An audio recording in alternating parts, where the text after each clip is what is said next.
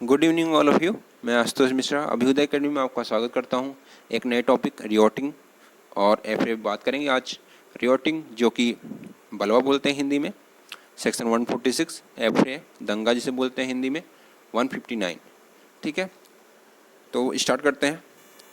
पहला स्टार्ट करेंगे हम लोग 146 जिसे बोलते हैं बलवा। ठीक है, इंग्लिश में बोलते हैं क्या, रियोटिंग। ये एक आप पिक्चर देख रहे होंगे जिसमें लोग क्या कर रहे हैं, पत्थर फेंक रहे हैं। क्या कर रहे थे लोग, ये लोग सार्वजनिक संपत्ति थी, पब्लिक प्रॉपर्टी थी, उसको नुकसान पहुंचा रहे थे। ठीक है, तो यहाँ पे एक पर्सन, दो या पाँच से अधिक हैं। ठीक है, सबसे इम्पोर्टेंट है रिवोटिंग करना चाहिए 5 या 5+ होना चाहिए। ठीक है, 5 मेंबर होना चाहिए या 5+ मेंबर होने चाहिए। और उन क्या होना चाहिए, अनलॉफुली असेंबल हुए हैं, अनलॉफुल असेंबल वहाँ पे हुए हों। तब साथ ही साथ वो क्या कर रहे हैं, बल का, फोर्स का प्रयोग कर रहे हों, वायलेशन कर रहे हों। ठीक है, हिंसा कर रहे हों। तो स्टार्ट करते हैं सेक्शन 146 रियोटिंग, बलवा करना। फोर्स और वायलेशन यूज्ड, बल या हिंसा को प्रयोग होना चाहिए उसमें। अनलॉफुल असेंबली और by any member thereof, क्या होना चाहिए कि जो असेंबली विरुद्ध जमाव है उसके द्वारा ये बल का प्रयोग या हिंसा का प्रयोग किया जाना चाहिए। Any member of thereof, या उसके कोई मेंबर, कोई सदस्य ऐसा करे। ठीक है, इसका बल या हिंसा का प्रयोग करता है। सबसे बड़ी बात है कि आप अगर रियोटिंग में एक सदस्य के रूप में शामिल भी हैं, आप कुछ नहीं करते, तब भी आप ऑफेंस करते हैं। ठीक है, उनका जो ऑब्जेक्ट होना चाहिए वो कॉमन होना चाहिए, समान उपदेश होना चाहिए। ठीक है, उपदेश जो होना चाहिए उनका वो समान होना चाहिए। तो इसकी डिफिनीशन पढ़ लेते हैं एक बार। व्हेन ईयर फोर्स और violation is used by unlawfully assembly और by any member thereof in prosecution of the common object of such assembly, every member of such assembly is guilty of the offense of rioting।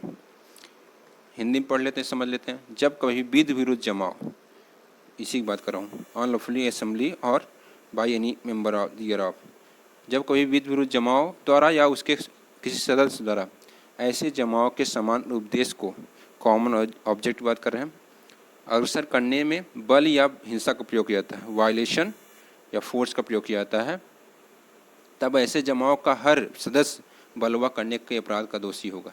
तो जितने भी सदस्य होंगे उसमें, तो सबसे ज़रूरी है कि 5+ होने चाहिए। ठीक है, 5 या 5+ होना चाहिए। ठीक है, चूँकि जो अनलॉफुली असेंबली बनती है वह 5 या 5 से अधिक लोगों से मिलकर बनती है। ठीक है, सेक्शन 141 अनलॉफुल असेंबली, सेक्शन 141 बात करता है आईपीसी में विधि विरुद्ध जमाव, हिंदी में बोलते हैं। विधि विरुद्ध जमाव कब होगा, 5% है, 5% है या इससे ज़्यादा है, प्लस 5 और 5+। ठीक है, 5 या 5 से अधिक व्यक्ति हैं और वो उनका इंटेंशन क्या है, उनका कॉमन ऑब्जेक्ट होना चाहिए। ठीक है, उनका कॉमन ऑब्जेक्ट होना चाहिए क्या करने के लिए, इन 5 विषयों में से 5 सब्जेक्ट जो दिए हैं इनमें से कोई एक करने के लिए, एक्ट करने के लिए। ठीक है, तब वो किस में आ जाएगा, अनलॉफुल असेंबली में आ जाएगा। तो बात करते हैं पहला टॉपिक, टू ओवरऑ और गवर्नमेंट, इसका अर्थ होता है आतंकित करना। ठीक है, ओवरऑ गवर्नमेंट, कौन सी गवर्नमेंट, सेंट्रल गवर्नमेंट या स्टेट गवर्नमेंट या पार्लियामेंट या लेजिस्लेशन, और एनी पब्लिक सर्वेंट, जब वह कोई कार्य कर रहा है तो उसे, उसके प्रति क्या करना, क्रिमिनल फोर्स का, आपराधिक बल का प्रयोग करना या उसको शो करना, दिखाना। ठीक है, शो ऑफ क्रिमिनल फोर्स, उस बल को, क्रिमिनल फोर्स को, आपराधिक बल को, उसको दिखाना। ठीक है, पहला अगर ऐसा करता है तो अनलॉफुल असेंबली में आ जाएगा। ठीक है, to resist the execution of law legal process, कहने का अर्थ क्या हुआ, किसी विधि के या किसी वैध आदेश के निष्पादन का प्रतिरोध करना। जैसे सीए हुआ था, सीए आया था, लागू होने के लिए क्या हुआ था, उसका लागू न होने के लिए उसका विरोध किया गया था, ठीक है, कि वो लागू न हो।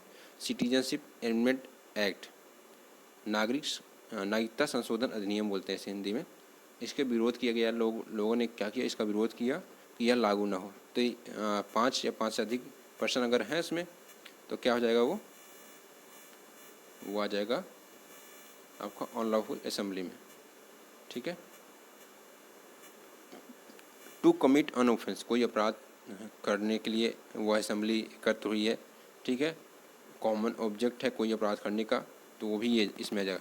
टू कमिट एनी मिसचीफ, कोई रिस्ट्री करने के लिए, और क्रिमिनल ट्रेसपास, आपराधिक अत्याचार करने के लिए, और अदर ऑफेंस, कोई अन्य अपराध करने के लिए, तो वह किस में आ जाएगा, अनलॉफुल असेंबली।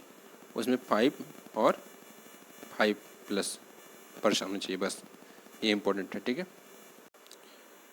4th नंबर है फोर्सिएबल पोजेशन और डिस्पोजेशन ऑफ एनी प्रॉपर्टी, किसी की संपत्ति पर बलपूर्वक कब्जा कर लेना या उससे उस संपत्ति से क्या करना, हटा देना, उसकी जो संपत्ति है उससे उस व्यक्ति को वहाँ से हटा देना, ठीक है, जिसकी प्रॉपर्टी है। दूसरा है, लास्ट है उसका, to compel any person to do illegal act, क्या करना, किसी व्यक्ति को बाध्य किया जाता है इलीगल एक्ट्स करने के लिए, ठीक है। इलीगल एक्ट्स करने के लिए क्या किया जाता है, किसी व्यक्ति को बाध्य किया जाता है। 5th नंबर, और वो 5 और 5+ अगर लोगों के पर्सन के द्वारा किया जाता है तो वह अनलॉफुल असेंबली में आएगा, ठीक है। तो 5 विषय में से कोई एक विषय करता है, वो 5 लोग करते हैं, तब वो किस में आ जाएगा, अनलॉफुल असेंबली में आ जाएगा। लास्ट बात करेंगे हम लोग एफरे दंगा, सेक्शन 159, बहुत ही सरल है, इजी है, जो आप समझ पाओगे, सिंपल रूप में बताऊंगा। व्हेन 2 और मोर पर्सन, 2 या 2 से अधिक व्यक्ति हों, फाइटिंग इन पब्लिक प्लेस, क्या करते हैं, लड़ाई करते हैं पब्लिक प्लेस पर, और क्या करते हैं, उससे क्या करते हैं, डिस्टर्ब टू पब्लिक पीस, लोक शांति भंग करते हैं, ठीक है। 3 विषय हैं, तीनों विषय अगर क्या हो जाते हैं, स्पष्ट हो जाते हैं, सिद्ध हो जाते हैं, तो एफरे में आ जाएगा, ठीक है, दंगा में आ जाएगा। तो पहला क्या है, व्हेन 2 और मोर पर्सन, पहला पॉइंट है 2 या 2 से अधिक व्यक्ति, फाइटिंग इन पब्लिक प्लेस पर लड़ाई करते हैं, डिस्टर्ब टू पब्लिक पीस, जो है लोक शांति भंग करते हैं, तो वह एफरे में आ जाएगा। पब्लिक प्लेस मतलब सार्वजनिक स्थल, ठीक है। जैसे ये एक सड़क है और ये इस पर क्या जो है शहर के सभी व्यक्ति निकलते हैं, ठीक है, सभी व्यक्तियों को आने जाने का रास्ता है।